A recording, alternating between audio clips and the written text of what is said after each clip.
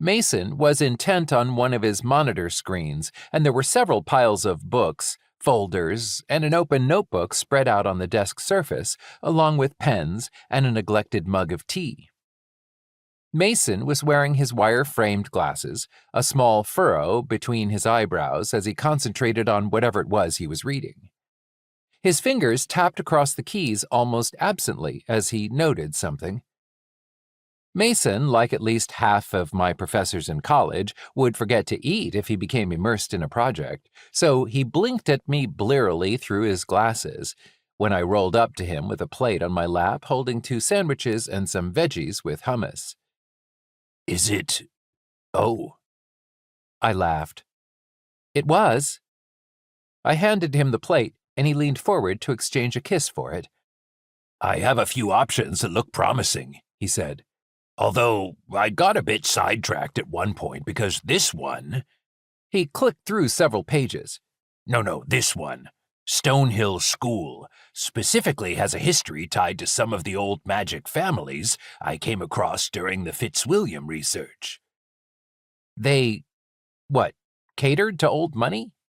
He hummed slightly. Well, I think they may be specifically catered to blood legacy old money. Magic?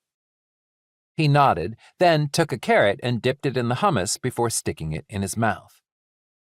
I think the solution these families took to the problem of magic manifestation was temporary institutionalization. So lock the kids up until they can control the magic? Isn't that a bit barbaric? I scooted backwards far enough to reach down and pet Alma's head. Mason shrugged, chewing a bite of sandwich. It's certainly not what I would choose, but the old families have a tradition of not raising their children anyway. Tutors, boarding schools, and so on. Residential institutionalization, especially if it were geared toward teaching basic control, would have been a familiar pattern in high society. I made a face. Makes me glad I was never rich. Mason smiled at that. Likewise. I much preferred living with Gran to the idea of being institutionalized, even if it was with at least moderately decent intentions. Do you think Rain is there?